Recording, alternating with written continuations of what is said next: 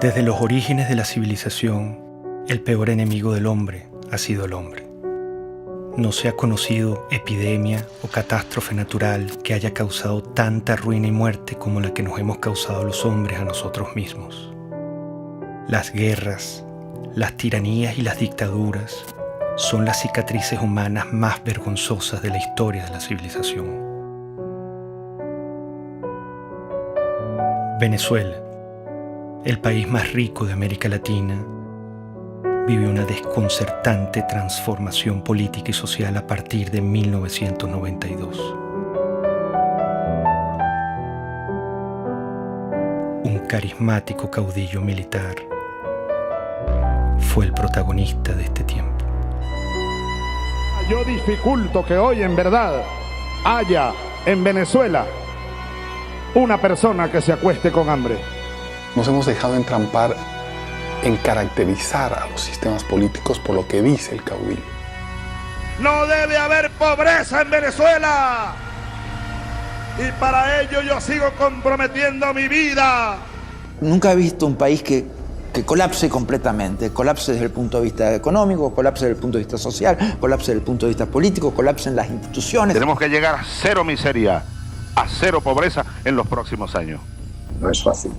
Es haber arrasado a uno de los países más ricos del mundo. Los indicadores de salud. Bueno, vean ustedes los cambios, pues esto es lo nuevo. Esto es lo nuevo. Se coloca a Venezuela en el país con más inseguridad, con más homicidios, con más inflación. Somos la primera potencia petrolera de este mundo. Tenemos la reserva de petróleo más grande. En Venezuela hay petróleo para 200 años. El chavismo yo creo que es una colección fantástica de todos los errores de política económica que se han cometido en la historia. La economía debe ser enfocada con un objetivo central: satisfacer las necesidades de la sociedad, como queramos llamarlo. Por una política que ha enconado profundamente al país, dividiéndolo de una manera prácticamente suicida. El socialismo es el único camino a la paz perdurable, a la justicia social. Por eso la revolución nuestra, hay que recordarlo, pacífica, pero armada. No se equivoquen, burgueses. Mire lo que significó el chavismo para Venezuela. Una verdadera tragedia. Un país que ha perdido su democracia. El que quiera ver una democracia pujante, sólida, madura, venga a Venezuela, venga nada más. Yo creo que él nunca ocultó lo que él quería hacer. Yo creo que Chávez llegó con un proyecto de poder, nunca con un proyecto de país. Fuimos las víctimas de una peste ideológica que nos pisoteó, que incendió la piel de nuestro pueblo, que calcinó y enmudeció a nuestra Venezuela.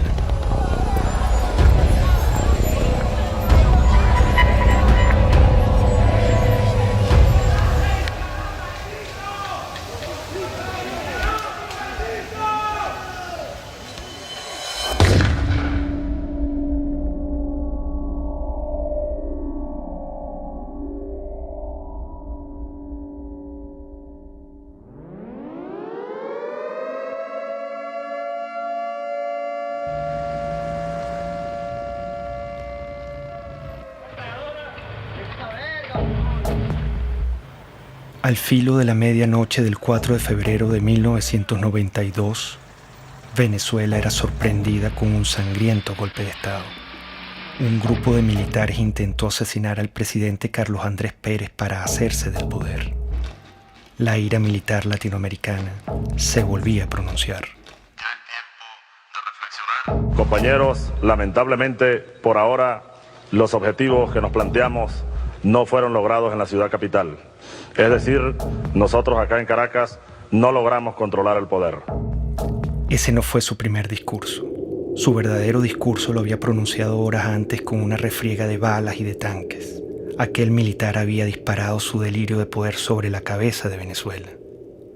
Había herido de muerte a la democracia. Bueno, Chávez representó un retroceso para Venezuela. Seguramente la democracia venezolana era imperfecta y necesitaba muchas reformas. Creo que cuando termine esta pesadilla que vive Venezuela, habrá una comprensión cabal del desastre que significó el golpe de Estado. El golpe irrumpe por las ansias personales. Ellos argumentaron que había un problema social, que ellos venían a hacer justicia. Chávez, desde que entró a la Academia Militar, prácticamente planeó la insurgencia, desde que era teniente. Y siendo teniente coronel, que había planificado eso durante por lo menos 15 años, usó su cátedra en la escuela militar para preparar e infiltrar. Eso fue un plan armado durante muchísimos años. Yo lo conocí a las 5 de la mañana del 4 de febrero del 92, que ingresé al Palacio de Miraflores con el presidente Carlos Andrés Pérez y vi que todavía estaban limpiando la sangre en el piso de la entrada de la oficina del oficial que Chávez mandó a matar a Carlos Andrés Pérez. Atacaron con bazucas para tratar de matar a la esposa del presidente de Venezuela, a sus hijas y a sus nietos. Si él hubiera triunfado en el golpe, hubiera fusilado a Carlos Andrés Pérez y hubiera fusilado a su familia. Para él, la muerte ajena es un instrumento de lucha política.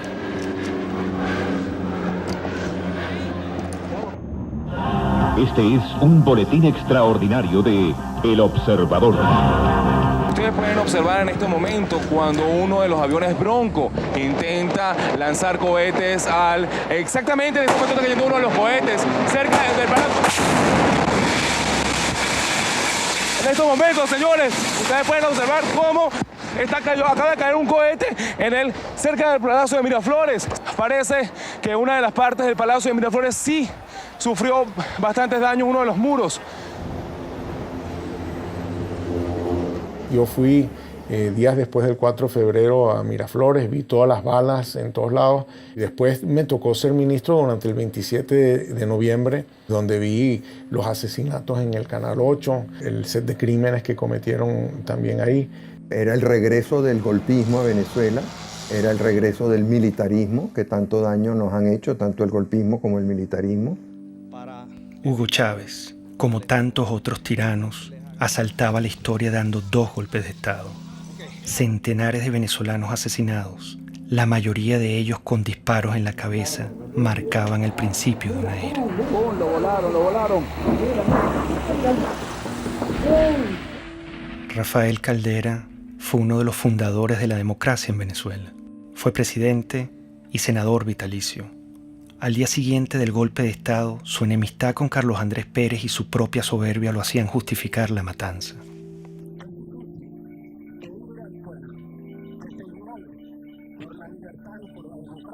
Su ambición de poder le daría un rol protagónico en el ascenso de Hugo Chávez. Irresponsablemente llegó a decir: debo confesar que el 4 de febrero Chávez me causó una excelente impresión como se la causó a todo el mundo. Aquellos segundos que usó Chávez en la televisión presentaron un hombre equilibrado, sensato. Lo cierto es que Hugo Chávez acababa de asesinar a centenares de venezolanos.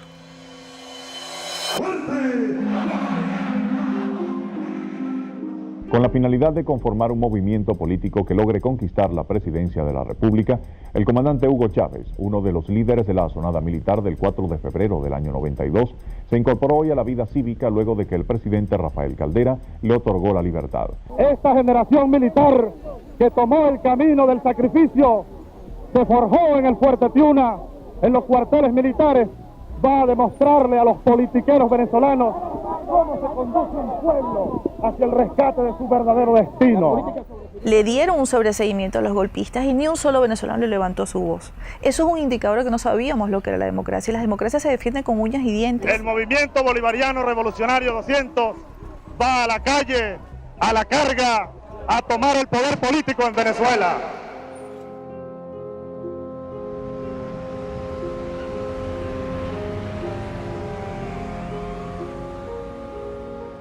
La democracia generó oportunidades, expectativas que implicaban un enorme desafío para las instituciones políticas y económicas y no se dio con la velocidad que estos millones de venezolanos que salían de la pobreza y que emergían en una vibrante clase media quería seguir ascendiendo y aspirando. Hugo Chávez entendió que había un pueblo muy desilusionado, que estaba harto de los políticos de siempre, que estaba harto de las oligarquías de siempre, que estaba harto de las élites de siempre. Puso en el centro de la conversación nacional a un grupo humano muy importante de los venezolanos que habían sido excluidos. El año que viene se ve esto horroroso y gracias a los gobernantes, que es lo que nos han llevado a este extremo. Bueno, yo creo que será más caro todo, porque imagínense cómo está la situación, todo será peor. Venezuela vivía en democracia. Una democracia imperfecta como en cualquier país, pero también con grandes avances en su infraestructura y en su cultura, incluso en el plano económico y político. El problema que sacudía a Venezuela era de otra índole. El problema era moral.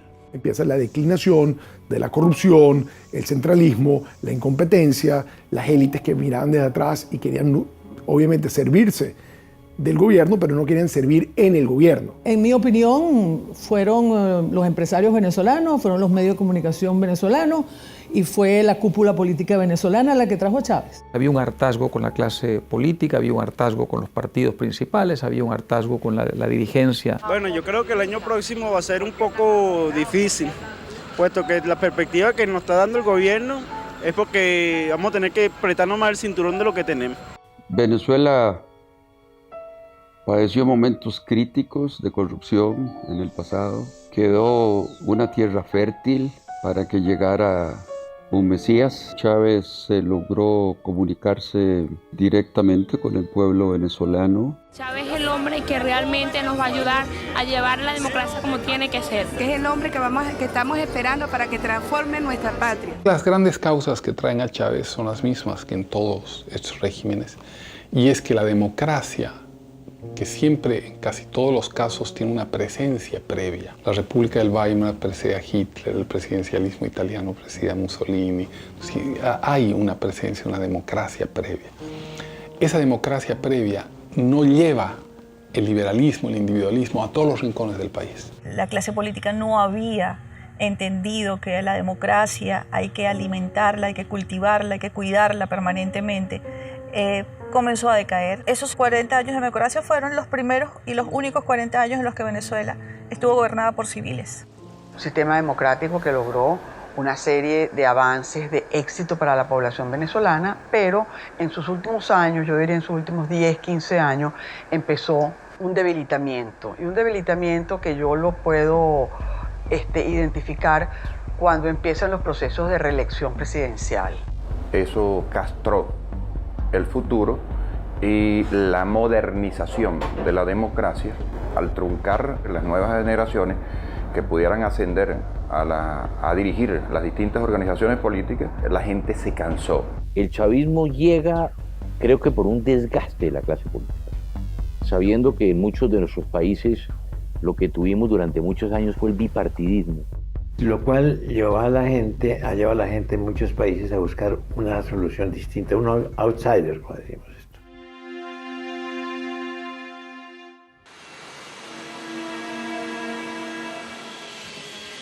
Hugo Chávez apenas salía de la cárcel viajó sospechosamente a La Habana, Cuba. Fue recibido con honores de jefe de Estado por Fidel Castro. Ahora, nuestro homenajeado de esta noche, el comandante Hugo Chávez. Cuba es un bastión de la dignidad latinoamericana y como tal hay que verla y como tal hay que seguirla y como tal hay que alimentarla. Y lo hizo. Prometió extender la mano al proyecto revolucionario de Castro y usar el petróleo de Venezuela como recurso político de expansión ideológica. Un proyecto estratégico de largo plazo, en el cual los cubanos tienen y tendrían mucho que aportar, mucho que discutir con nosotros. Es un proyecto de un horizonte de 20 a 40 años. Un inmenso abrazo bolivariano para todos ustedes.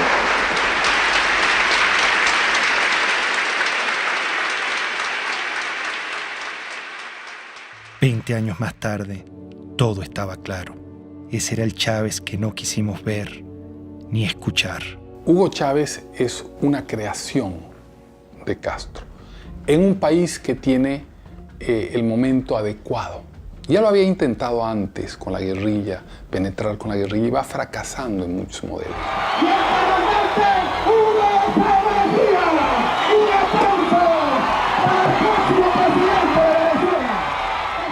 Llegó a Venezuela y se lanzó a la presidencia de la República.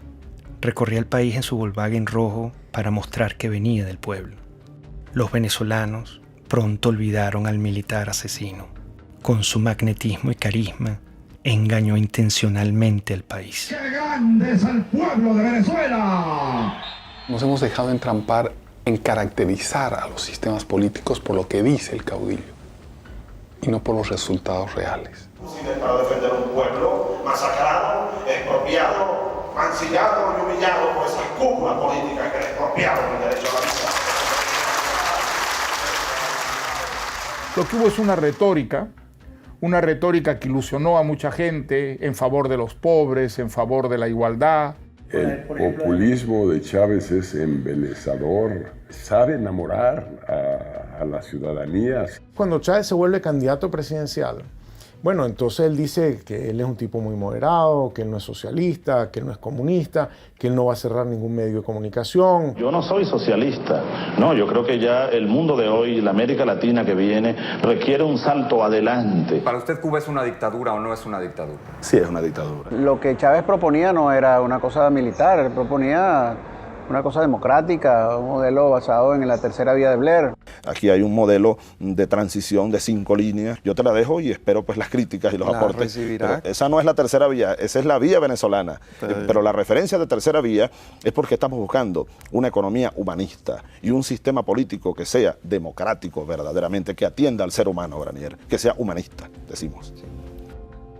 El presidente Carlos Andrés Pérez, a quien Chávez paradójicamente intentó asesinar en su golpe de Estado, advirtió la calamidad que se avecinaba. ¿Cuál es la tragedia que usted avisora si gana Chávez? Bueno, una dictadura. Y nosotros sabemos lo que es una dictadura. Aquí no hay ley, aquí no habrá derecho de expresión, aquí las cárceles se abrirán para quienes no estén de acuerdo con ese gobierno, no se le permitirá a nadie disentir, y todos los problemas que hoy vemos y que queremos acabar, los problemas de corrupción, los problemas del poder judicial, todos se harán más graves aún. Hugo Chávez Frías, 2.794.062 votos, 56.23%. Excelente, excelente, porque es la recuperación de los valores, es la recuperación de la dignidad también de la patria. Bueno, feliz, contento por el triunfo de nuestro comandante para que mejore nuestro país. Todo se ha consumado. Chávez. El militar traidor y asesino llegó al poder. ¿Cómo lo permitimos? ¿Estábamos tan mal como sociedad? ¿Qué nos pasó?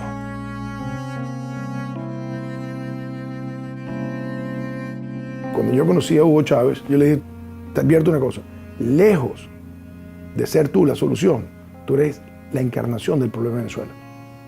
El hecho de que tú seas presidente es la demostración más clara de que este país fracasó.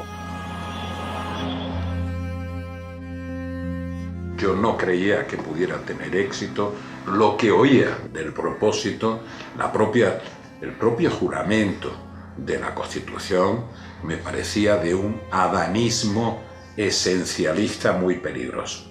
Te lo juro sobre esta moribunda Constitución, impulsaré las transformaciones democráticas necesarias para que la República Nueva tenga una carta magna adecuada a los nuevos tiempos, lo juro. Yo he sido siempre reformista, entonces todos los liquidacionistas me parecen que son ahistóricos, que van en contra de la historia, que crean lo que Malraux decía, revoluciones que son un día de fuego y 50 años de humo. Chávez se encuentra con una nación rota, malherida y rabiosa, presa fácil para un caudillo populista. Yo creo que Chávez era un personaje muy simple, cuando yo lo conocí. Simple en sus planteamientos políticos, que no tenía claros. Quería un cambio en Venezuela, pero no sabía exactamente muy bien hacia dónde. Chávez, el líder o el payaso o el cómico o el político, saca de la tumba a ese Drácula que causó tantas millones de muertes y tanta pérdida de valor en el siglo pasado, y lo desentierra y lo pone a caminar precisamente en nuestra América Latina y destroza Venezuela. En México se dice que no hay pillo que no sea simpático. Y yo creo que Chávez es una perfecta descripción de eso. Por lo menos era muy simpático. No quiero abundar en la parte de pillo. Siempre lo que quiero y mis palabras es la ley.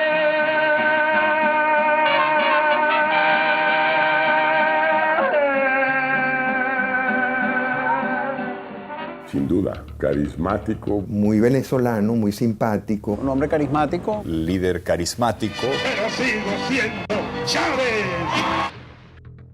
Es que los hombres carismáticos son muy peligrosos. Los hombres carismáticos han sido los grandes dictadores del mundo. La gente se conecta emocionalmente, no racionalmente, con ese personaje. Había en él atributos que ayudaron a hacer de él una figura populista muy lograda. Evidentemente había una capacidad oratoria o retórica, pero con un poder de seducción muy notable. Había en él también una lectura intuitiva, no creo que intelectual, pero sí intuitiva, de un amplio sector de la sociedad venezolana. Eso es muy importante en un caudillo. El idiota. Nosotros fuimos tan ingenuos, casi podría decir entre paréntesis tan idiotas, que pensamos que ya se había desaparecido ese personaje en los años 90. El idiota, con toda su mitología, con todo lo que... Resulta que el idiota reapareció enterito, exactamente con todos los dogmas. Somos pobres porque los países ricos nos explotan, porque nos pagan mal nuestras materias primas y se enriquecen. Somos pobres por la oligarquía, toda esa tontería. El capitalismo siembra odio. En el capitalismo impera el odio. Fue evidente de un inicio democrático a cómo se fue separando ideológicamente, cómo se fue convirtiendo en una propuesta que no es ni siquiera de sustento ideológico, sino populismo puro, afán de poder, de controlar, de tener, de dominar, de mandar.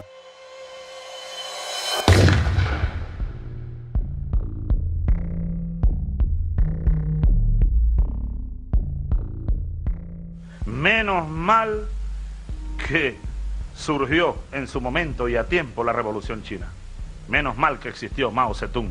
Al chavismo lo define muy bien la necrofilia ideológica, que es una manera que yo estoy utilizando para describir este amor apasionado por ideas muertas, por ideas que han sido probadas en un país una y otra vez y han fracasado, ideas que han sido probadas en otros países y también fracasan, y sin embargo las abrazan y las adoran y las tratan de seguir impulsando a pesar de que tenemos toda la información de que no funciona. El chavismo es el rescate de unas ideas mezcladas en una ensalada anacrónica que pasan por el marxismo, por las teorías de Engels, por el libro rojo de Mao, el verde de Gaddafi, Simón Bolívar, todo mezclado. Esta revolución, así lo digo como cristiano, es profundamente cristiana. ¡Viva Cristo el Redentor! De izquierda, derecha, centro, maoísta, centoísta, no sabemos qué es lo que es. Por algunos dicen que yo soy pastor evangélico.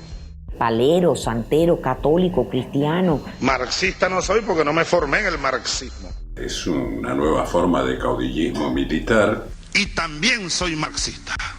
Es muy confuso en su formulación porque es capaz de mezclar una figura como la de Bolívar con un pensamiento de fondo aparentemente marxista. Es tremendamente confuso, es una nueva forma de populismo.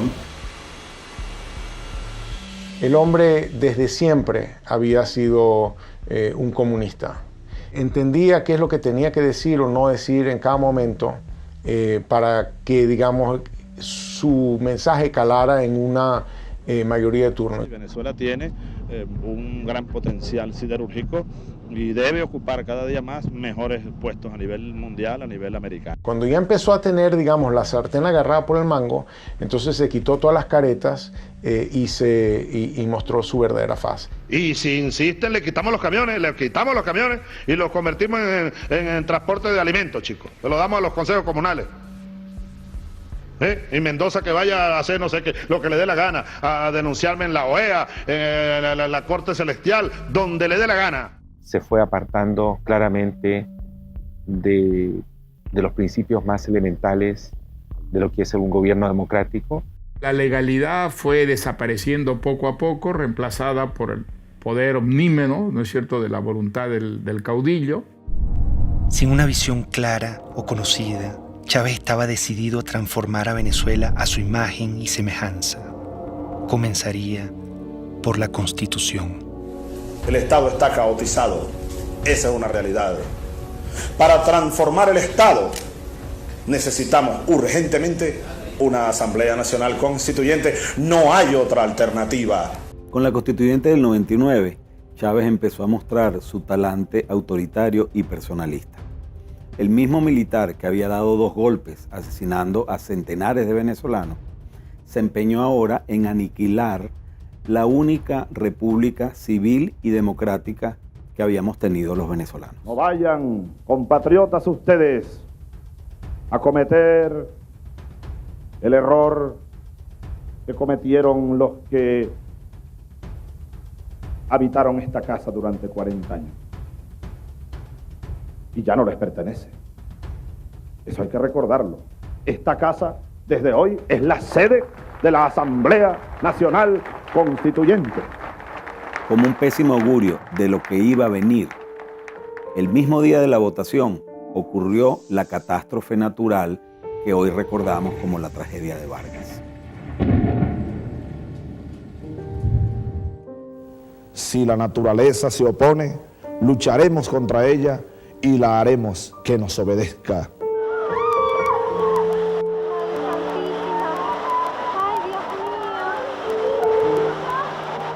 Ha nacido la República Bolivariana de Venezuela.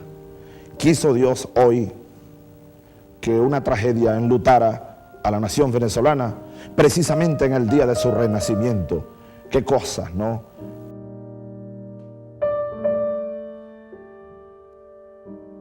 El drama que se vive en el estado Vargas es definitivamente inarrable. No se conoce las personas que perdieron la vida en esta implacable tragedia natural. El drama no finalizaba. Chávez rechazó la ayuda humanitaria ofrecida por los Estados Unidos y profundizó el horror y la tragedia. Vargas era un bastión desde el punto de vista geográfico, geopolítico, porque es la entrada del país, es el puerto, es el aeropuerto. Y si se sembraba una recuperación por la vía estadounidense, pues yo iba a ser la imagen más notoria de lo que implicaba la recuperación de Vargas.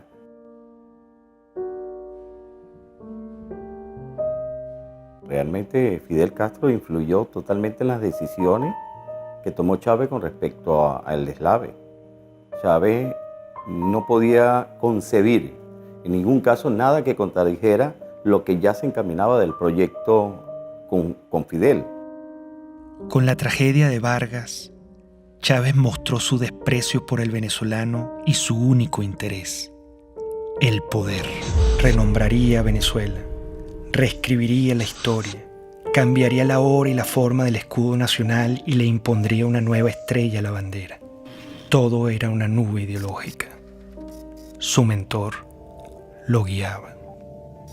Castro es la persona determinante en la evolución de Chávez.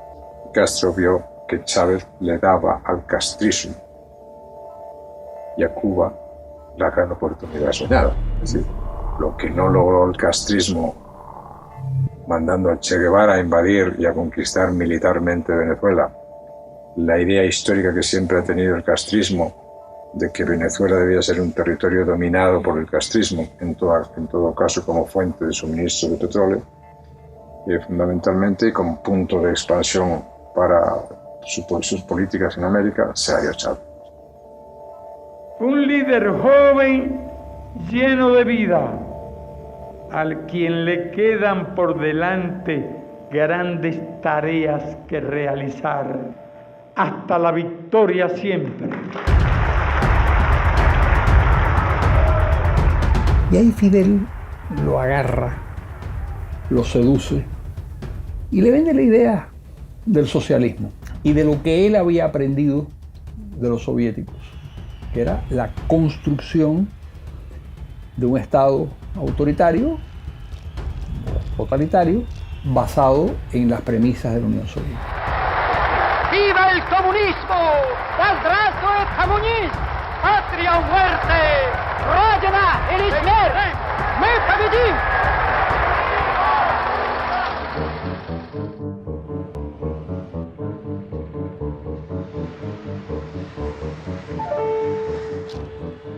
Venezuela se vestía de verde oliva, se convertía en un cuartel.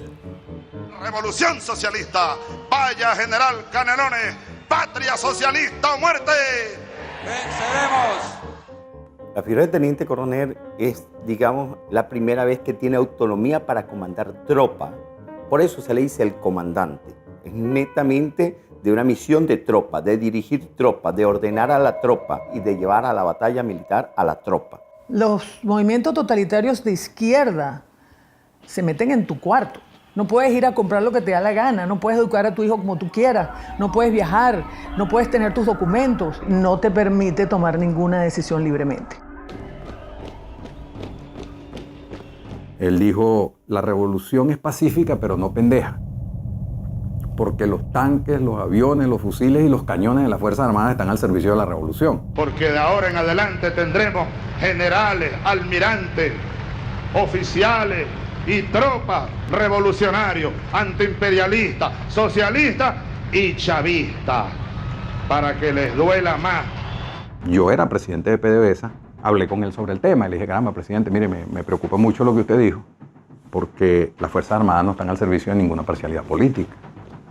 Las Fuerzas Armadas están al servicio de la República y la revolución es una parcialidad política. Ellos no entienden que al definir la Fuerza Armada como chavista le están atribuyendo una parcialidad política a un grupo que es armado de toda la sociedad venezolana. O sea, nosotros tenemos partidos políticos en Venezuela y un partido político que está armado con el ejército. Chávez gastaría miles de millones de dólares en armamento militar. Si tomamos en cuenta que desde 1830 las armas venezolanas solo han sido usadas contra venezolanos, el peligro era inminente.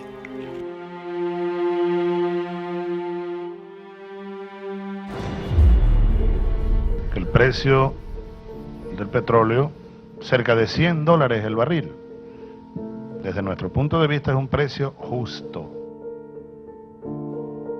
Ya a los 7 meses, 8 meses de Chávez, el petróleo sube y ese es el gran factor que utiliza él para poder irradiar su revolución. Un barril de petróleo que pasa de $8 a $150 y que permitió entonces comprar todas las complicidades dentro y fuera del país. Estos irresponsables, porque fueron unas personas sin ningún control, empezaron a utilizar ese dinero para adquirir poder político internacional y poder político nacional, lograron una combinación en la cual de una u otra manera tenían al pueblo contento. Con la subida de los precios del petróleo, la primera institución comprada o más bien secuestrada sería el sistema electoral, acción encubierta y determinante para consolidar su poder.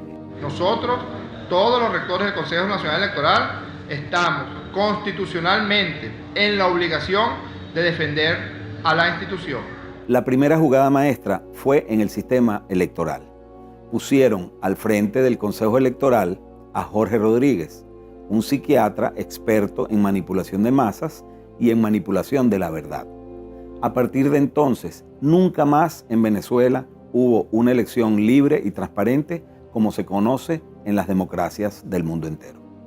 Un gobierno que llegó al poder también por las urnas, con elecciones, y luego también siguió celebrando algunas elecciones, se hizo reelegir, pero donde evidentemente existía un control y una concentración de poder muy fuerte. Chávez y el chavismo y todo el poder cubano ya desde el principio empiezan a construir el fraude. Consejo Nacional Electoral de Venezuela niega la posibilidad de realizar un reconteo de votos. La presidenta del organismo, Tibisay Lucena, anunció que escrutar las papeletas sería regresar al sistema electoral manual del pasado. Primero reclamamos que Tibisay Lucena vaya presa porque hizo fraude. El fraude fue genial.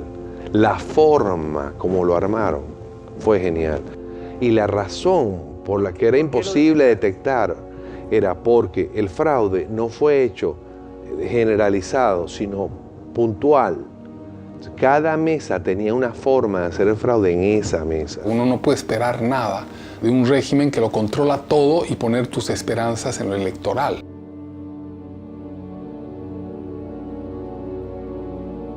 La lucha geopolítica iniciaba. Chávez intenta adueñarse de la Compañía de Petróleos de Venezuela, PDVSA. Necesita su dinero para consolidar su poder. Esa élite de PDVSA ha pasado la línea. Entonces yo anuncio lo siguiente. Anuncio la destitución, despido de las siguientes personas. El 11 y 12 de abril del año 2002 fue consecuencia de su intento de radicalización al mandar 50 leyes que nadie había discutido, al confrontar la autonomía de Petróleos de Venezuela, al radicalizar su posición con respecto a lo que era un equilibrio político en el cual, digamos, la gente pensaba que habían ciertas normas de convivencia. Yo no tengo problema de rasparlos a toditos si a toditos hubiera que rasparlo. Ante el autoritarismo chavista, la gente no se quedó tranquila. El 11 de abril, Chávez había pretendido tomar control arbitrariamente de PDVSA para concretar su proyecto hegemónico latinoamericano. Frente a esto, millones de venezolanos salieron a las calles a protestar como nunca antes se había visto en la historia de Venezuela. Que prosigamos pacíficamente nuestra marcha a solicitar la renuncia del presidente de la República. El canal 2 se llama, como todos sabemos, Radio Caracas Televisión. El canal 4 se llama Venevisión. Y el canal 10 se llama Televen. Esos tres canales están en este momento fuera del aire. ¿Hasta cuándo? No sé.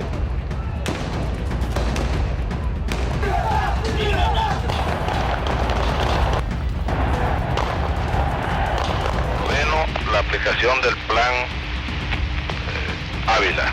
Y el primer movimiento que vamos a hacer es la columna del batallón Ayala. Muchos manifestantes fueron asesinados. Chávez volvía a disparar a la cabeza de venezolanos inocentes como lo hizo en su golpe de Estado. Hay que responsabilizar como ejecutor a Rodríguez Chacín. Hay que, como autor intelectual y jefe de esa banda de delincuentes, al propio Chávez, al propio presidente de la República. Esto es una acción contra el sentimiento más noble del venezolano. ¿Usted pudiera decir que la acción de los francotiradores estaba bajo conocimiento del presidente? Absolutamente seguro que estaba bajo conocimiento, que fue ordenada. Estamos frente a un asesino, con toda la extensión de la palabra. Una persona enferma, un paranoico, enfermo de poder, que cree estar poseído de una tarea histórica, destruyendo y matando venezolanos.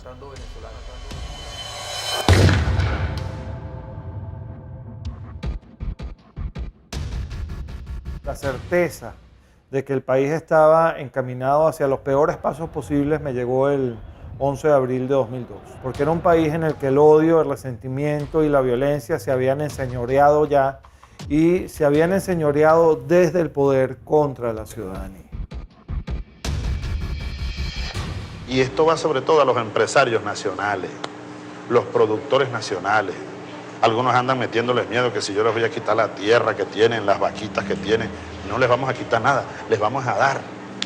En Venezuela murió el productor agropecuario Franklin Brito, quien se encontraba en huelga de hambre por defender sus tierras en el estado de Bolívar. En todo momento el Estado venezolano utilizó todo el poder del gobierno para torturar a mi papá, para mantenerlo preso en un hospital militar. Mi papá ya iba a cumplir 9 meses en un hospital militar contra su voluntad. Chávez inicia un circo de expropiaciones y asaltos a la propiedad privada. En aquella casita que está allá vivió Bolívar recién casado. Esa casita que se ve ahí con 2 balcones.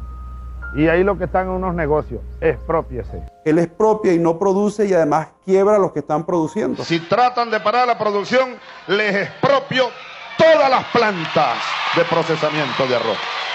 Se las expropio, no tengo problema. No crean que les voy a pagar con dinero contante insonante.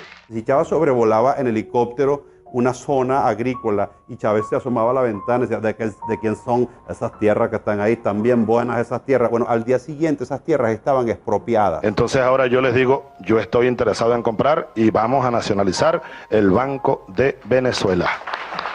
Empieza a hacerse el estado de la banca, de seguros, de industrias, sobre todo industrias de alimentos.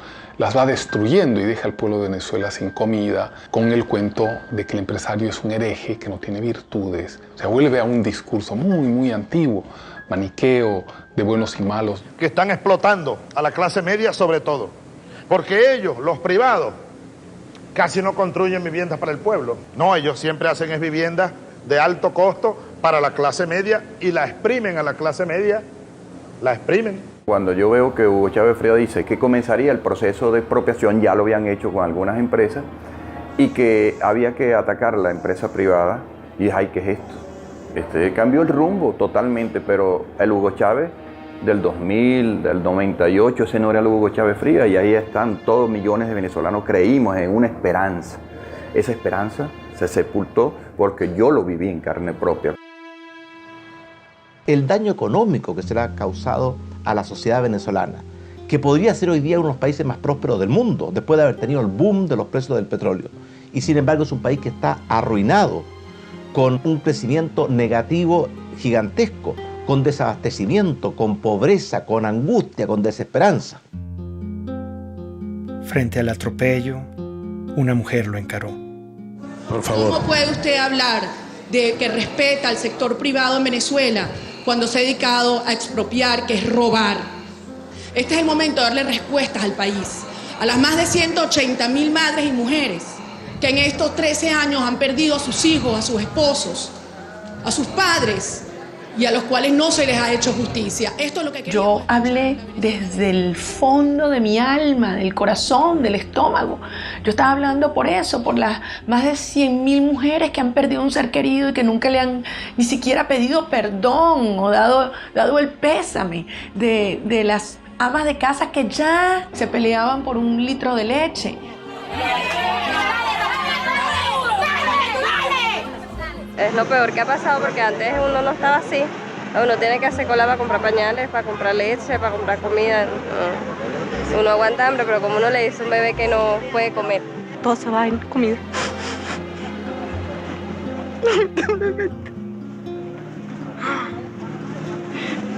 Estamos pasando trabajo.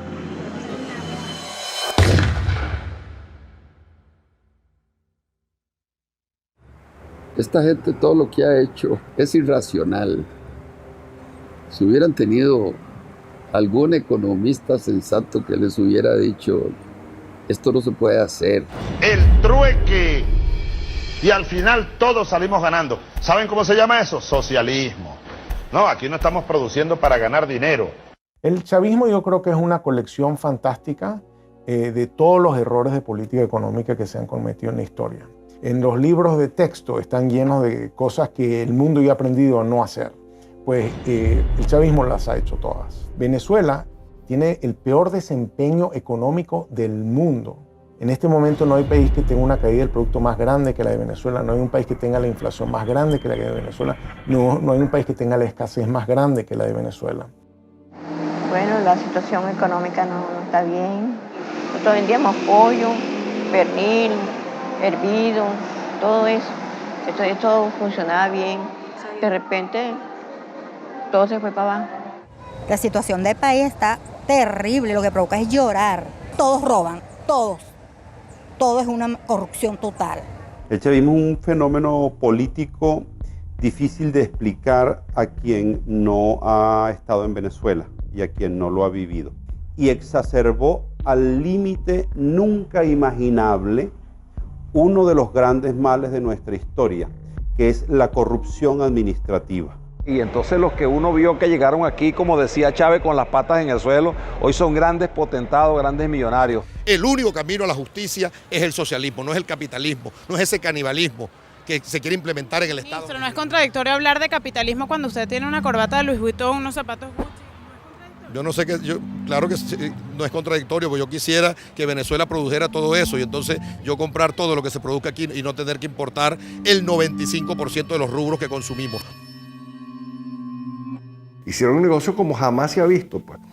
Nosotros hemos presenciado el gran saqueo que se le ha hecho a Venezuela, que probablemente en ningún país del mundo haya habido un saqueo tan a fondo y tan organizado como este que hubo en nuestro país. Es mentira que hubo una lucha contra la corrupción, todo lo contrario, este ha sido el gobierno más corrupto que existió en la historia de Venezuela, aprovechándose del histórico barril del petróleo que llegó a superar los $100 varios años. Tanto gasto desproporcionado y lujo se apoyaría con el crimen organizado. En entrevista exclusiva con NTN 24, Emily Blasco, corresponsal del diario ABC en Washington, aseguró que el hijo del fallecido presidente Hugo Chávez utilizó aviones de la petrolera estatal PDVSA para transportar droga hacia el extranjero. En el libro Ilícito lo que yo simplemente documento es que no hay nada nuevo con respecto al crimen, excepto que llegó el siglo XXI y le añadió la posibilidad de tener grandes carteles criminales que operan internacionalmente y que trafican con todo tipo de ilícitos, de gente, de drogas, de armas, de dinero y de política.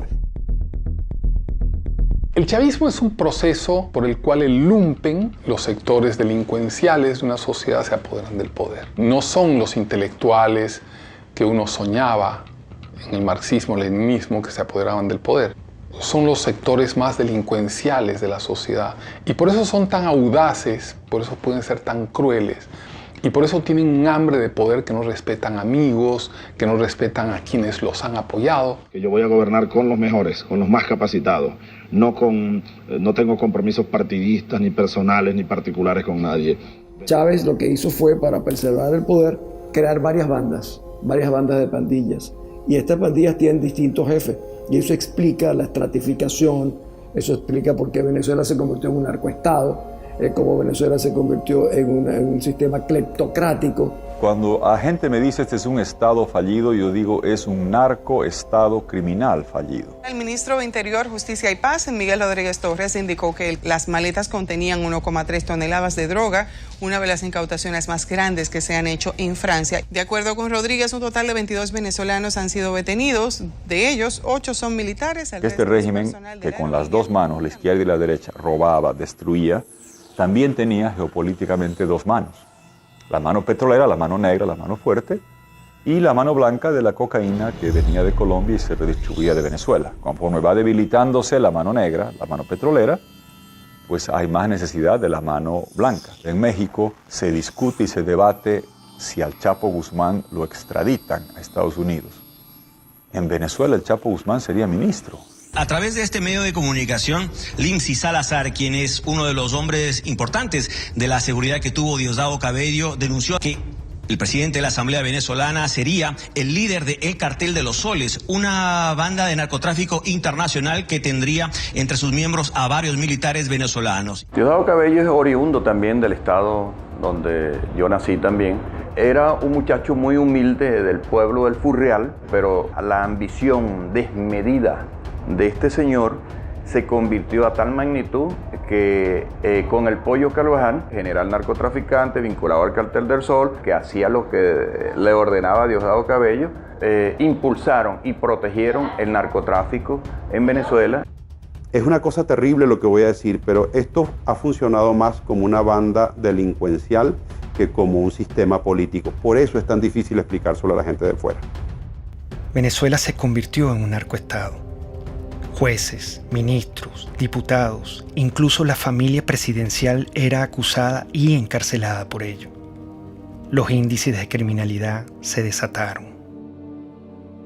El peor problema que hoy tenemos en Venezuela, incluso con la escasez y la inflación que hay, yo estoy convencido que es la inseguridad.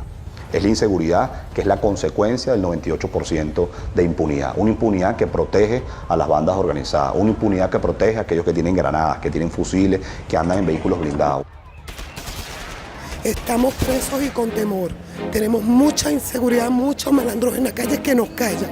Y esto no puede seguir así. Que en el mes de marzo, en esos 30 días, en la morgue de Caracas, haya habido ingresos de muertos por violencia que se equipararían a las muertes por violencia de un año de la España de 46 millones de habitantes, es aterrador. Y el ritmo sigue aumentando. El peor legado de Hugo Chávez son los cientos de miles de muertos que han hecho no solamente que familias enteras se enluten, sino que millones de personas dejen en Venezuela. La gran parte de la inmigración venezolana no es una inmigración económica como la que empezamos a ver ahora. La gran parte de la inmigración venezolana es una inmigración presa del pánico de vivir en una sociedad absolutamente enfrentada y donde se mata por odio. Ante la absoluta impunidad, el pueblo tomó aterradoramente la justicia con sus manos.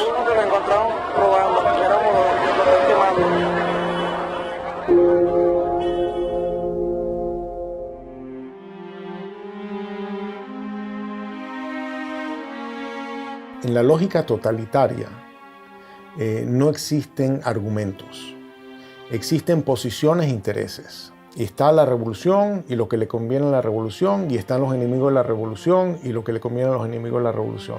Y si tú dices algo, nunca te contestan una idea. Porque hay informes de que estuvo en la Orchila. Claro, de la tú estás repitiendo basura. Por eso. Tú lo que estás aquí es repitiendo basura. Eso no es cierto. Tú lo que estás repitiendo basura. No, yo le estoy preguntando. Pero está bien. Mi labor es preguntar. Está bien, pero estás recogiendo la basura. Estás recogiendo el basurero, el estiercolero. Siempre te hablan de ti, de tu posición, de tus intereses, pero no de la idea. Yo creo que sin lugar a dudas la violencia que se vive en Venezuela, de todo tipo, es también producto del discurso. Para que no sean ridículos, ¿vale? Es un tarado, es un imbécil, no sabe ni hablar. Es un fascista. Y este bandido lo tiene con su plata. Se concentró en una forma de hacer política abiertamente polarizante, generando la división entre los buenos y los malos. ¡Y jalabola de los yanquis! ¡El candidato jalabola! Métodos horripilantes, degradación verbal, violencia. ¡Yanquis de mierda! ¡Váyanse al carajo 100 veces! Cuando tú ves que te nombran escuálido en televisión nacional, le insultan a las personas que piensan diferente, indudablemente está coaccionando a las Fuerzas Armadas a sentirlo como enemigo. Y el enemigo, dentro de la mentalidad militar, hay que destruirlo, hay que aniquilarlo. Chávez empezó a ser amigo o a presentarse como amigo de aquellos violadores a los derechos humanos, como eran Gaddafi, que inclusive fue invitado a Venezuela y le dieron honores. El caso de Omar al-Bashir, quien por cierto al día de hoy todavía tiene una orden de captura por crímenes de lesa humanidad. Incluso Mugabe también fue, digámoslo así por lo menos lo presentó como amigo de Chávez. Entonces de alguna manera Chávez trató de incorporarse y crear su grupo, digamos, de socios violadores de los derechos humanos para hacerse ver como víctimas de lo que son los gobiernos tradicionales. En América Latina también tenía sus aliados. Las fuerzas del comunismo, del terrorismo y del narcotráfico lo postularon como su líder continental. Poco después de su charla privada con los directores de varios medios de comunicación, el ministro de Defensa hizo una corta intervención en la que dio por cierta las pruebas sobre la presencia de guerrilleros en Venezuela. Lo que dice Manuel Marulanda a Chávez en uno de los párrafos que reza así es lo siguiente: nosotros, es decir las FARC, siempre estaremos atentos en caso de agresión gringa a aportar con nuestros modestos conocimientos en defensa de la revolución bolivariana de Venezuela. La FARC y el ELN no son ningunos cuerpos terroristas, son ejércitos que ocupan un espacio. Hay que darle reconocimiento a las Fuerzas Armadas Revolucionarias de Colombia y al Ejército de Liberación Nacional. La primera declaración me llamó la atención porque hablaba de la imparcialidad frente a la guerrilla colombiana. Y yo le llamé la atención, le dije, presidente Chávez, usted está llegando a un país en que hay democracia, hay instituciones. Por lo tanto, usted como presidente de una hermana república como de Venezuela no puede hablar de imparcialidad. Pero él mantenía ese discurso. A veces cuando yo hablaba con mi canciller y hablábamos con otros presidentes, creíamos que era un poco, esa es la inexperiencia de Chávez. Y yo creo que todo estaba absolutamente calculado. La milicia popular va a tener su vehículo, su armamento, sus cuarteles de milicia y su organización. Ustedes son una fuerza guerrillera, pues, para decirlo más claro. La milicia, yo podría decir que es un partido armado, que es un cuerpo que crece y se desarrolla casi al mismo volumen de las Fuerzas Armadas orgánicas. Y hay otra cosa muy delicada, que son los colectivos, organizaciones armadas. Todo es el poder, para mantenerse en el poder. Vemos entonces milicias o colectivos armados disparando contra personas. Vemos agresiones ya no solo de disparando civiles contra personas, sino de cuerpos o agentes del Estado que trabajan y han sido estructurados para trabajar en favor de la revolución.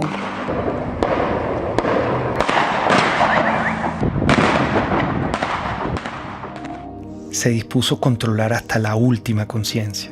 No quería críticas. La libertad de expresión también debía ser pisoteada. Hay un señor por ahí, de esos representantes de la oligarquía, que quería ser presidente de la oligarquía.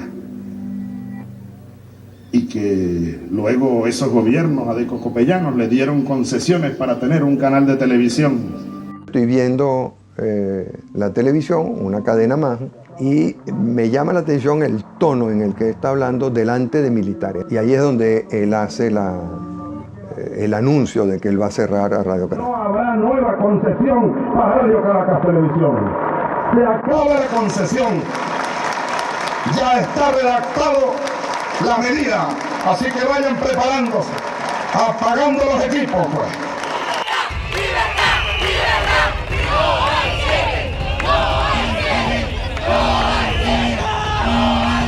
La idea no es el cierre de los canales de comunicación, es más apertura, la fuerza de las ideas y el apoyo a la democracia del pluralismo. Pero no nos van a cerrar la conciencia y nos van a cerrar el corazón. El presidente Hugo Chávez ratificó que este domingo a medianoche sacará del aire a la cadena Radio Caracas Televisión, una medida criticada internacionalmente como un acto de censura. La única forma en que la concesión no termine es que el domingo 27 a medianoche Hugo Chávez no sea presidente de Venezuela. En el fondo era querer controlar los medios de comunicación, que eso fue lo que lo llevó a diseñar esta cosa de la hegemonía comunicacional y ir cerrando la libertad de expresión hasta que queda un pequeño espacio.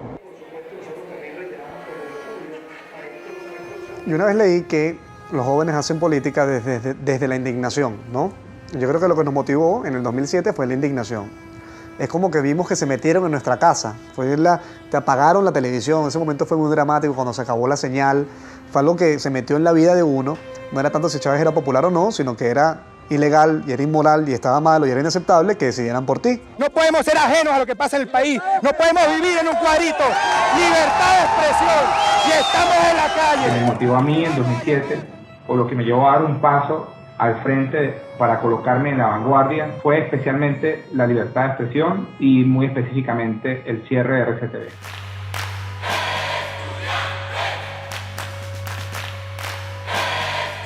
El movimiento estudiantil del año 2007 es el hecho social más importante de los últimos 50 años. Esto es un movimiento que surge en defensa de la libertad, de la dignidad, de los derechos humanos. Y lo que ellos están diciéndole al país y a Chávez, en cierta forma, es: no, señor, tú eres mi pasado. No me gusta este presente y voy a pelear por un mejor futuro. Soñamos con un país donde podamos ser tomados en cuenta sin tener que estar uniformados. Eso fue un punto de quiebre, porque los estudiantes salimos de las aulas a la calle. Estar en la calle si fuera necesario, pero el pueblo tiene que salir, pero el pueblo tiene que acompañarnos, pero la gente en esos barrios de Caracas, oprimida, pobres y sin posibilidades, tienen que salir a pelear por su futuro. Somos unos jóvenes que apenas con 21, 22, 20 años de edad salimos con nuestras manos blancas de manera creativa, irreverente, con mucho espíritu desafiante en las calles, pero siempre de manera no violenta. Y le demostramos al mundo, y hoy lo podemos ver en perspectiva, que la reserva más importante que tiene Venezuela era la reserva moral de los estudiantes. Ese movimiento estudiantil logró generar pasión, esperanza, energía, fe en la gente que sí se podía. Pese al surgimiento del movimiento estudiantil, Chávez siguió su proyecto hegemónico. Decidió transformar la Constitución para poder eternizarse en el poder y convertir a Venezuela en un comunismo a la cubana. Hugo Chávez en el año 2007 lanzó una reforma constitucional que no planteaba sino la destrucción del Estado liberal venezolano. Aceptamos el reto electoral, organizar a millones de venezolanos, defender esos votos y ganar. La única forma que ese día, que la noche del 2 de diciembre, no estuviéramos dispuestos a respetar, a hacer respetar la voluntad popular, era que nos mataran. Por eso el gobierno se echó para atrás y no se robó la elección del 2007. La opción del no, 4.504.354 con un 50.70%.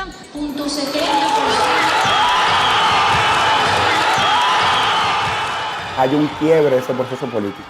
El presidente Chávez lo obligan a reconocer la victoria del movimiento estudiantil y de Venezuela y cataloga esa victoria como una victoria de mierda. Es una victoria de mierda. Y la nuestra, llámenla derrota, llámenla, pero es de coraje, es de valor, es de dignidad. Ese movimiento estudiantil le originó nada más y nada menos que la única derrota que tuvo Hugo Chávez, la única derrota que se llevó a la tumba el 2 de diciembre de 2007, cuando se frenó la reforma constitucional. Creo que es allí donde empieza la debacle de Hugo Chávez y que culmina, por supuesto, en lo que hoy tenemos, que es el desastre absoluto. La derrota frente al movimiento estudiantil radicalizó sus políticas de persecución contra la oposición. Convirtió en enemigo a todo aquel que no se le doblegaba. Y yo lo acuso ante el pueblo y ante el mundo por golpista y por fascista. Tú te das cuenta de que en el patrón hay sistematicidad que empieza por la estigmatización criminal, la señalización de una persona como un criminal. Compadre, vamos a ver quién va preso primero, desgraciado, si tú o yo. Hasta su eventual encarcelación, su persecución y su neutralización a través del uso del sistema judicial. Tenemos el caso emblemático de María Lourdes Afiuni, una persona que por ser juez y por cumplir con sus funciones fue individualizada como enemigo expresamente por el presidente Hugo Chávez Frías. Entonces habrá que meterle pena máxima a esta jueza y a los que hagan eso, 30 años de prisión. Eso crea un efecto intimidatorio de escalada, un efecto dominó ante todos los jueces, porque ningún juez pues hoy día en Venezuela va a tomar una decisión contraria al gobierno porque sabe que va a ir preso y además en el caso de la jueza Afiuni hasta abusada sexualmente. El poder se estaba empezando a servir, estaba empezando a utilizar a las autoridades del sistema judicial, a las autoridades del sistema penal, a las policías, a la fiscalía, como armas de persecución por motivos políticos. Fechas en las que se han producido cerca de 4.000 detenciones, arrestos o privaciones arbitrarias de la libertad de fundamentalmente jóvenes por protestar contra el poder. Ese pobre muchacho no estaba haciendo nada. Ha pasado con los médicos, los farmacéutas, la religión judía, los hebreos también han sido perseguidos. Aprovecho para condenar de nuevo, desde el fondo de mi alma y de mis vísceras, al Estado de Israel. Maldito seas, Estado de Israel. La Iglesia Católica. Si quiere, hágalo, señor cardenal, para que usted termine. Se siguen reuniendo. Preso. Preso con sotana y todo. No hay nadie en Venezuela en este momento, al día de hoy, que no puede decir que de una u otra manera no ha sido víctima de alguna forma o alguna modalidad de persecución por parte del gobierno.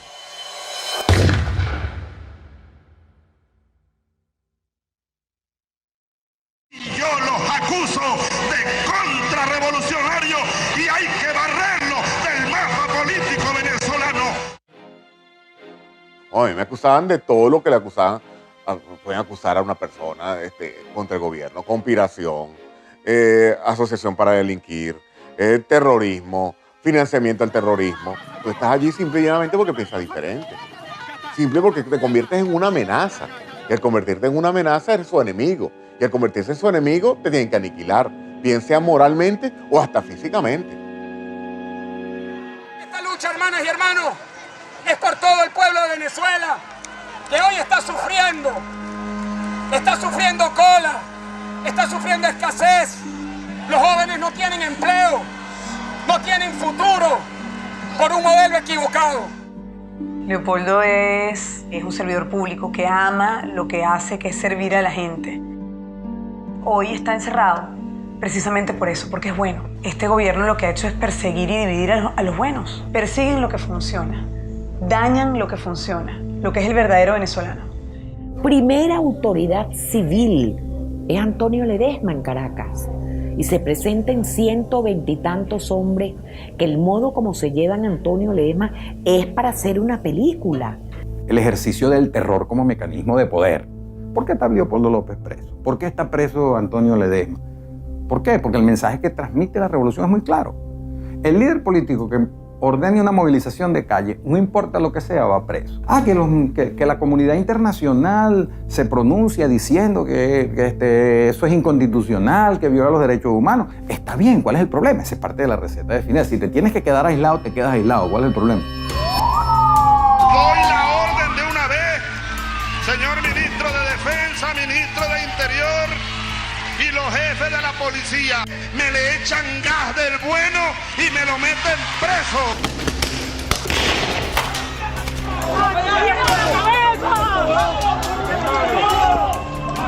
Chavo, están matando a gente, loco. ¡Lo mataron, lo mataron! Los francotiradores apuntan a cabezas. El sonido que producen una cabeza escuálida es mucho menor, es como un chasquido, porque la bóveda craneana es hueca. Vacío de contenido. Exacto, entonces pasa rápido. Nosotros vimos organismos de seguridad del Estado dispuestos a matar a nuestros hijos con balas en la cabeza, dispuestos a dispararle en las piernas para que no huyeran. David Vallenilla tenía 22 años y un efectivo militar lo vio solo y desarmado. Le disparó a quemarropa. David cae al suelo y recibe una segunda descarga. Como puede, se levanta y da unos pasos, los últimos de su vida. Su cuerpo fue despedido con las letras del himno nacional, cantado por sus compañeros cuando era trasladado a la morgue.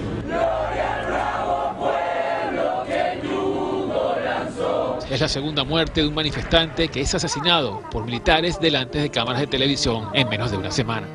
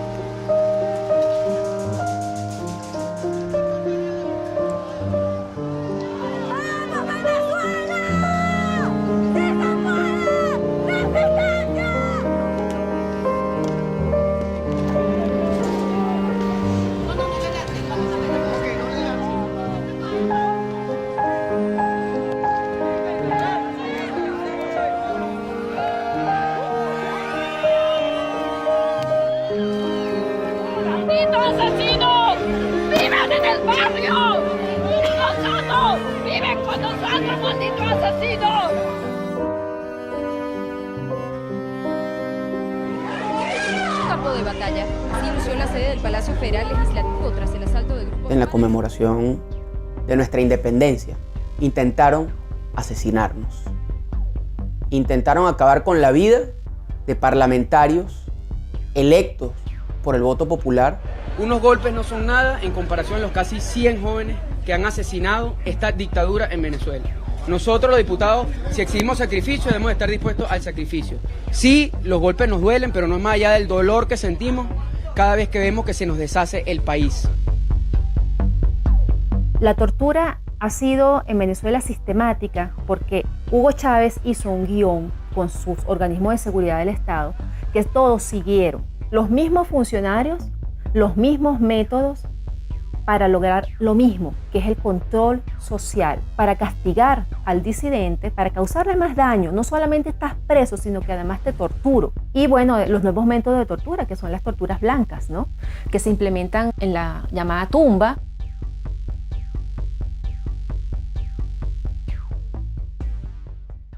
Sí, fui torturado. Sí, fui torturado en un lugar que te roba tu identidad. En un lugar donde tú sientes que estás muerto en vida. Donde el frío te hiela hasta los huesos. Donde tú ves una pared blanca 24 horas al día. Donde la luz está encendida y no te permite dormir correctamente. Donde el silencio impera. Donde te sientes sin esperanza. Donde la comida te llega fría, que tienes que comer con las manos. Donde tus gritos nadie lo escucha. Donde tu dolor nadie lo siente. Es estar enterrado vivo, Gustavo. Independientemente de los precios del petróleo, el gobierno garantiza al pueblo venezolano todos los recursos necesarios para lo que resta del año y continuar impulsando el desarrollo integral, el desarrollo económico. Terminado ese superciclo de precios, se acabó el socialismo del siglo XXI. Es decir, esa ilusión de que la gente puede vivir de unos buenos burócratas y que esos buenos burócratas, repartiendo eficazmente los panes entre la sociedad, nos iban a hacer felices a todos. Pónganme el precio del petróleo, pónganmelo a cero y Venezuela no entra en crisis. Pónganmelo a cero. El precio de los commodities vino abajo y el petróleo caro y el gas caro dejó de ser el gran padrino de las dictaduras de izquierda de América Latina. La crueldad daba para más. Privaban de alimento y medicina a la población para someterla y controlarla. El chavismo es como para ellos. Si fuera para uno, todos tuviéramos comida. Yo le apuesto que esa gente toda tiene comida en su casa, porque estamos pasando hambre. Hay demasiada escasez de comida. Para mantenerse en el poder, el elemento táctico es la pobreza como instrumento de dominación política. O sea, mientras tú te mantengas en un estado de pobreza, te domino. Yo te convierto en una persona sin recursos, pero con esperanza. Todos los días nos engañan. El pollo para nosotros. ¿Cuándo compramos? El martes tenemos hambre. El pueblo tiene hambre. El primer problema para los más desfavorecidos es saber si, estando desde las 5 de la mañana en una cola, van a encontrar algo. Por tanto, es alimentación básica, medicamentos inmediatamente necesarios para la enfermedad de cualquier familiar. Es fuerte, pues es fuerte. Sobre todo eso lo de la comida. A veces me toca salir por ahí, en casa, pido un plato de comida para mi hijo. A veces, muchas veces mío se te encuentra sin comer. A veces para medianoche, mamá mía, no tengo nada que darle. Que es una política, sin la menor duda, dirigida a reducir a una parte de la población a una situación de crisis humanitaria extraordinaria, que es el tema de la falta de alimentos, medicinas, equipos, etcétera, que podemos analizar. Largas colas y humillación marcaban al pueblo para que pudiera acceder a migajas de comida. Estamos cansados, chamo, de hacer cola, estamos cansados de esta mariquera todos los días. Los viejos, los jóvenes, mira, los bebés en pijama, ¿qué es esa vaina? En Venezuela se han importado alimentos para alimentar a 3 países del tamaño de nuestro país. A la canciller Rodríguez, que es una mentirosa, que le damos comida a 3 naciones. Si no hay comida para Venezuela, ¿cómo le damos a 3 naciones? Si un venezolano va a una farmacia hoy, 90% de escasez en medicamentos para la atención, 99% de escasez para medicamentos neurológicos para el Parkinson y las convulsiones, 70% de escasez en analgésicos y antipiréticos, 80% de escasez en antibióticos. Yo como médico jamás he visto una biopsia que diga usted tiene cáncer de derecha o usted tiene cáncer de izquierda. Son enfermedades a las cuales hay que darle atención, a las cuales el Estado está en obligación de atender y hoy lamentablemente no lo está haciendo, no está sucediendo. El problema de la salud en Venezuela no fue de plata, plata hubo. Se robaron todos los dólares y la gente se muere porque no hay medicinas y se muere porque no hay comida. ¿Dónde está eso? Se lo robaron. Es la impotencia de ver cómo la gente a mi alrededor se está muriendo por hambre, por falta de medicina, por oxígeno en un hospital.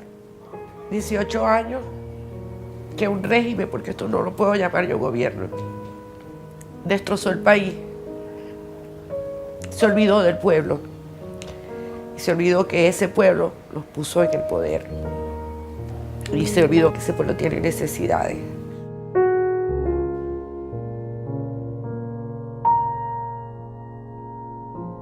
Cínicamente culparon a los colombianos de la escasez que ellos mismos habían causado.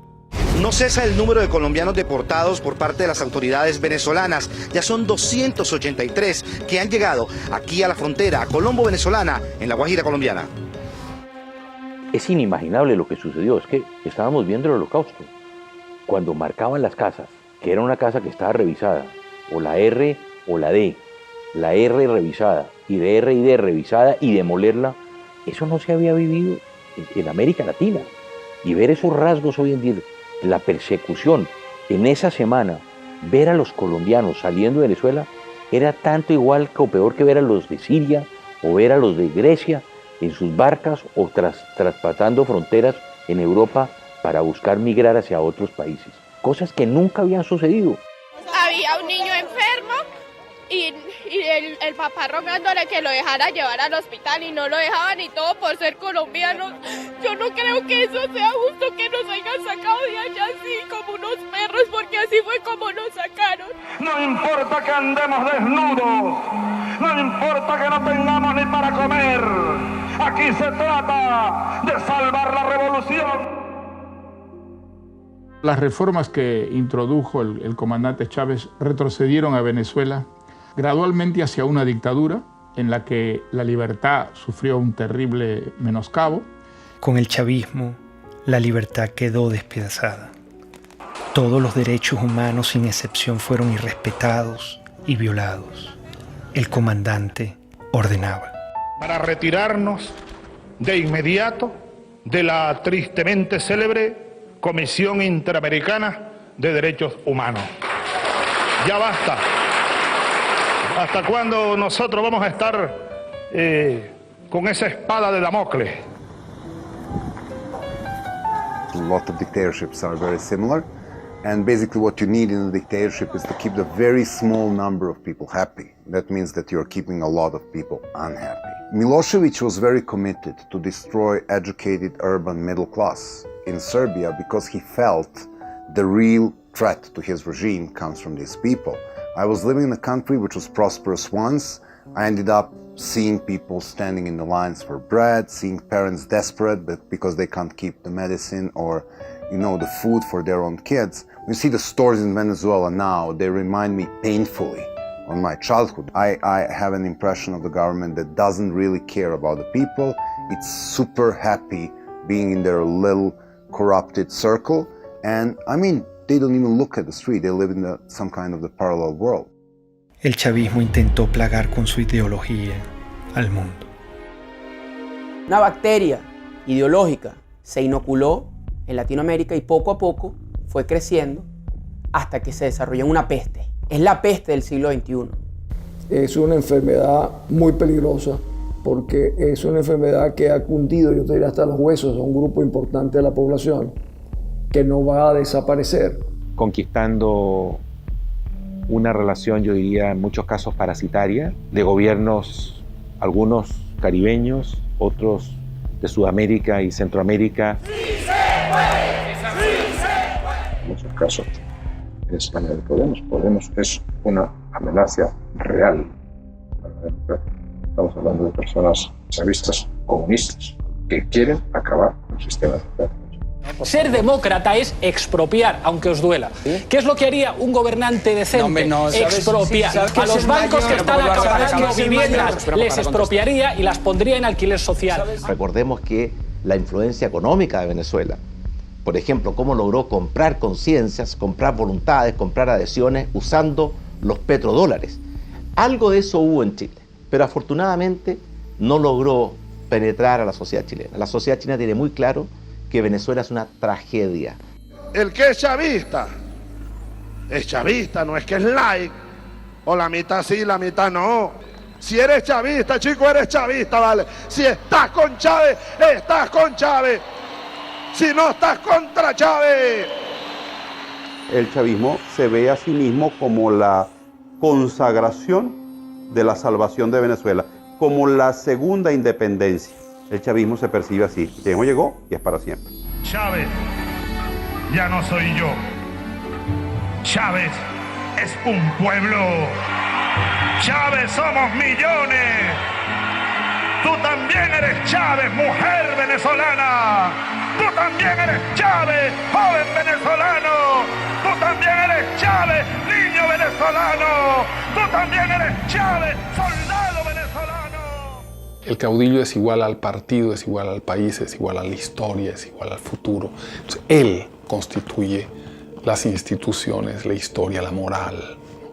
Y en ese proceso de concentrar todo, es un tipo que no da ningún beneficio al país. La pregunta es cómo es posible que un país tan rico como Venezuela haya caído en la situación que ha caído como consecuencia del chavismo. Pero también la pregunta podría ser muchas otras. ¿Cómo es posible que la Alemania, que era la gran nación avanzada en la literatura, en las ciencias, en la cultura, en la música, cayera en manos de una banda criminal que llevó al mundo a una guerra terrible y fue autora de un genocidio, los nazis, espantoso? Chávez empezó a convertirse en un traidor a la identidad venezolana. Empezó a cubanizar a Venezuela y empezó a introducir conceptos políticos que no forman parte de nuestra cultura. Yo creo que ese fue el gran error de Hugo Chávez. Creo que en la cima del poder se perdió y en la cima del poder adquirió unas ideas completamente desvinculadas con la sociedad. Comenzó, por tanto, y de inmediato, otra serie de estudios especiales que confirmaron la existencia de un tumor abscesado con presencia de células cancerígenas. Hugo Chávez pidió al pueblo venezolano respaldar al actual vicepresidente Nicolás Maduro en caso de una ausencia total que lleve a la nación a convocar unas nuevas elecciones presidenciales. El mandatario aseguró que Maduro es el hombre que puede continuar con el llamado socialismo del siglo XXI.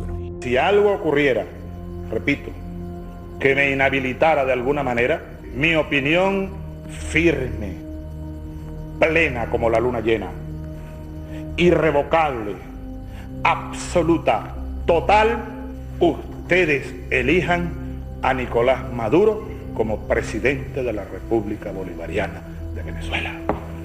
Yo se los pido desde mi corazón. Nicolás Maduro. Su único atributo conocido fue que era su guardaespaldas, su chofer, su compañero más cercano e íntimo. Maduro, ¿quién es? Es un don nadie, no hay la pasión por Venezuela, solo tiene una encomienda del moribundo que le dijo: no me le aflojes a la revolución bolivariana. Me visitan las mariposas. Debe ser que me reconocen como un mariposón. Multiplicarnos, así como Cristo multiplicó los peces. Portugal y Venezuela, estamos en el mismo continente. Se ve que la influencia de los cubanos fue determinante. Maduro es el hombre formado por los cubanos, Maduro es el hombre cercano a los cubanos, y convencieron a Chávez, o Chávez se convenció de que ese era el sucesor y por eso lo nombraron. No pudieron nombrar a otro más competente, nombraron a alguien no tan competente por su cercanía con los cubanos. Recibimos la información más dura y trágica que podamos transmitir a nuestro pueblo. A las 4:25 de la tarde de hoy, 5 de marzo, ha fallecido el comandante presidente Hugo Chávez Frías.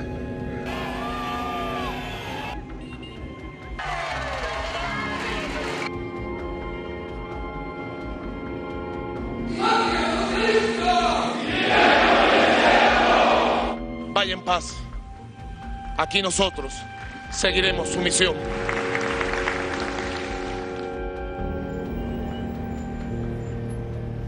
¿Qué legado dejó?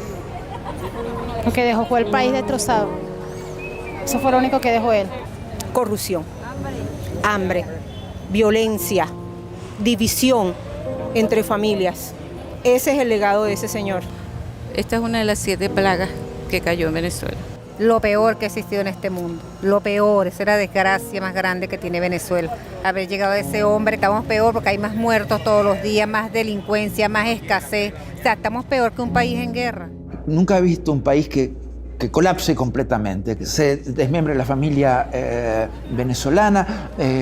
2 millones de venezolanos se han ido del país en los últimos 3 años, 4.000 a 5.000 cruzan por día la frontera de Colombia en solución de continuidad permanente.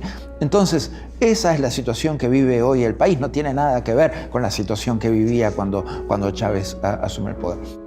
Su gran legado es demostrar que ni éramos tan fuertes, ni éramos tan demócratas, ni éramos tan hermanos, ni éramos tan guerreros, ni éramos tan sólidos, ni éramos tan echados para adelante. Que era fácil darle un empujón a eso, tirarlo todo por la borda y montarse sobre la gente. Nadie se puede imaginar que un país que no esté en guerra esté viviendo lo que está viviendo Venezuela. Ha destruido el sentimiento de pertenencia de los venezolanos como una unidad, como una ciudadanía compartida. ¡Estamos pasando hambre! ¿No puedes creer que esto sea justo, vale? El país cambió, la gente cambió, las miradas cambiaron. Ya tú en Venezuela no ves sonrisas, no ves alegría, ves indignación, ves frustración, ves miedo. Y eso lo vimos todos los días. Nos dañaron profundamente. Mire lo que significó el chavismo para Venezuela, una verdadera tragedia. Un país que ha perdido su democracia, donde no se respetan los derechos humanos, donde se persigue a los adversarios como si fueran delincuentes. Estamos en un país ahorita muy necesitado. Tenemos que comer comida de la basura. La situación que estamos viviendo ahorita es fea, ¿no? En el nombre de los pobres, de la justicia y de la paz, se ha cometido el crimen más grande en la historia de nuestro país. El crimen de lesa humanidad es un ataque masivo o sistemático a la población civil cometido por una organización, que puede ser estatal o no estatal, de acuerdo a un plan.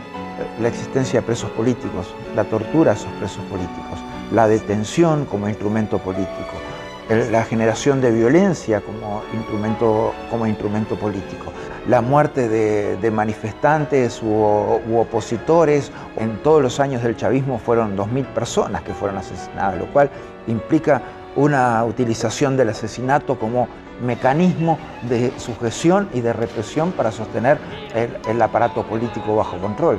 El artífice, el creador de la criatura, se llama Hugo Chávez Frías. Matar a una persona en Venezuela se llama homicidio, pero matar a todo un pueblo de hambre se llama chavismo.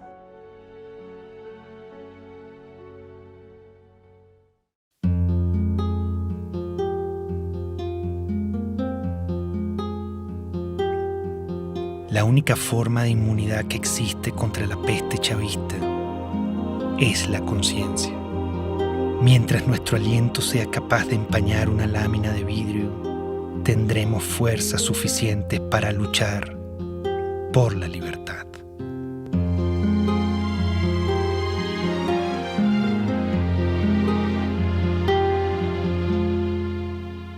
El pensamiento de un hombre de bien no podrá nunca encarcelar. Es luz, es luz, es luz en la oscuridad.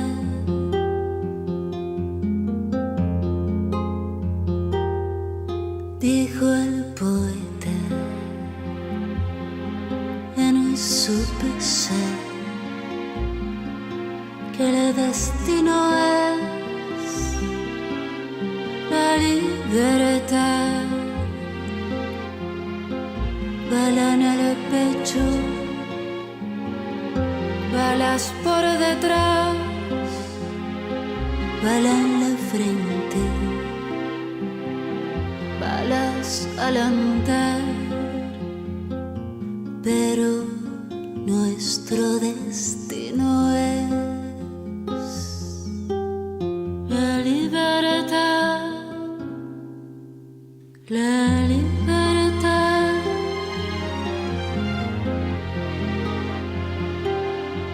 Todos los sueños de un hombre de bien no podrán nunca encarcelar. Son luz, son luz, son luz en la oscuridad. El poder tiene miedo de caer, pero caerá. Él caerá. El poder tiene miedo de caer, pero caerá. Ahí caerá. Nuestro destino es la libertad, la libertad. Luz es luz, es luz en la oscuridad.